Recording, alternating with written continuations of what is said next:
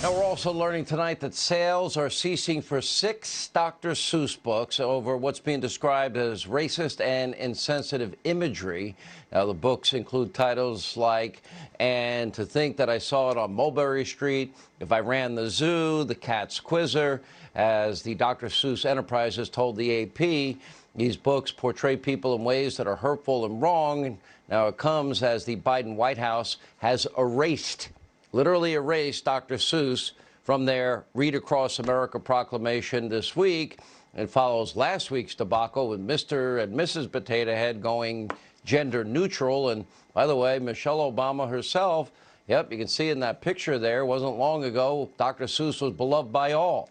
In that picture, Michelle Obama reading Dr. Seuss books to children when she was the first lady. That was the Cat in the Hat, and all the kids had hats. Listen to what Barack Obama had to say back in 2015. Take a listen.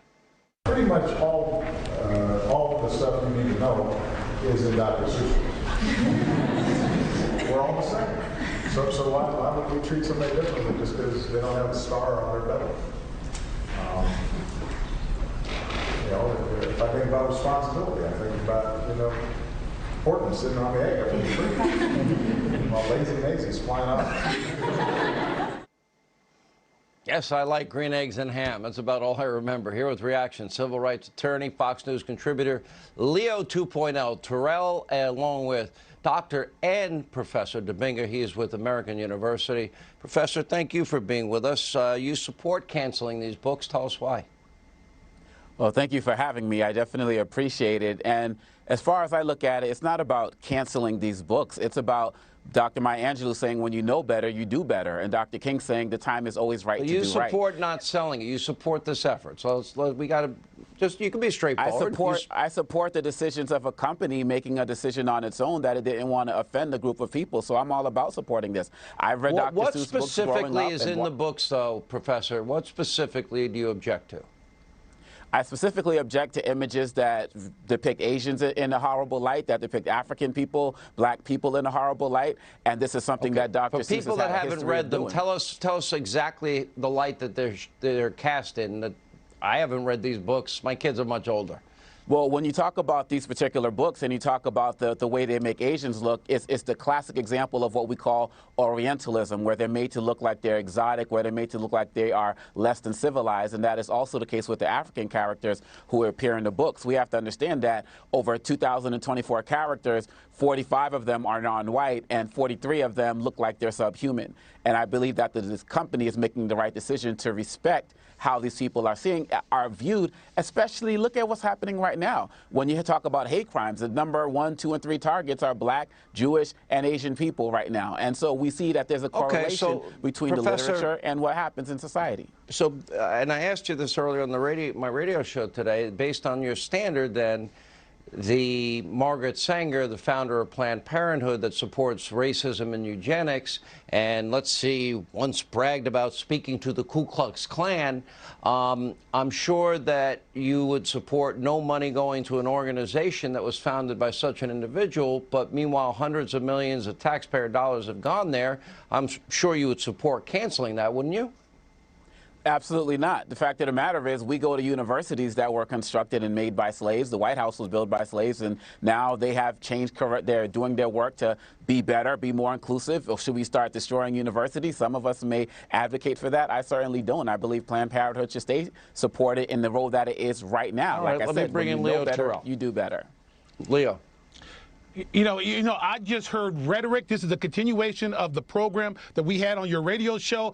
This professor will not tell us who's been harmed by these books. Let me give you some historical context. As a teacher, as a civil rights lawyer who knows what discrimination is, those books are historical books. Those books talks about the weaknesses, the flaws of this country and how this country has grown. I asked you on the radio show, I asked you on national TV, you name me one person, first and last name, who's been harmed by any of these books. You cannot do it. You talk about racism. You tell me where this racism exists. The city, the state, the person in charge. How dare you come on this program and talk about racism? Talk about these books. Now, I'll ask you right now on national TV, give me the names of the people who have been harmed by these books. First and last name, so we can find out. Because I don't think you can name them. Go ahead, name them. On TV right now. I think it was Julian Bond who said that America literally translates into. Oh, so there we go. Julian Bond. Julian Bond was not hurt by Dr. Seuss. Hold on, So I got a question. Wait, for you. I got facts. Professor, he asked you a fair question. Yes, it's a fair question. Is there anybody? And I'm because we it. just the fact of the matter is, hang on, sir. We just heard from Michelle Obama and Barack Obama. Everything you need to know, you can learn in a Dr. Seuss book. Now, Leo's asking you a question. Can you name any specific people harmed by these books? Sure. I can name the black community that has been harmed by this book. So if you're asking me if I'm going to talk about Amir Johnson, you don't say that. Do not say you do not represent the black community. Do know you're How about wrong. we talk You're about books like the Sneetches you do not represent the black community. You don't represent me. For you to sit here and say that is a lie. I am definitely not trying to represent you. You are right. You don't speak for the black community. I'm definitely not trying to represent you, but I can answer your question. You are definitely a Democratic talking point. I can answer your question. Look, you don't speak for the black community. Give me a first and last name. Look, we can go back and forth and yell all night. I didn't come here for that. Because you can't give me a name. Just like on the radio show, you got loud words, but no experience. Stop spreading racism. All right, let me ask a question. I want to talk about society. Let me ask about. I want to talk about society. Hang on. Now, Barack Obama and Michelle Obama, they not only advocated the books, they promoted the books, and Barack Obama, we just played it, in his own words, said everything you need to know about how to treat each other is in the Dr. Seuss books. When you talk about books did they miss something at the time?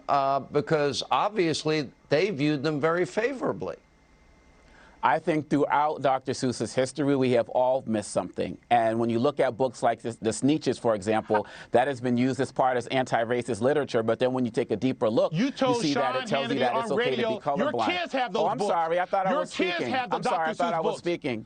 Yeah, but why don't you tell the audience your kids, your children have those books? Why don't you tell the audience your children have Dr. Seuss books? So you're a hypocrite. You're talking out of both sides of your mouth. So can I tell you that? Look, I'm an MC as well, so if you really think you're going to out-battle me or like out-talk me, I'm just being respectful because that's how I was raised. I don't know how you were raised, but I'm here for a respectful conversation. We can go there any other time of the night. Personal attack. I'll debate you anytime. I'll debate you anytime. Show me the systemic discrimination. You got nothing to say. You said you're a civil rights lawyer? Democratic talking point, race card. We'll end it there. Thank you both. When we come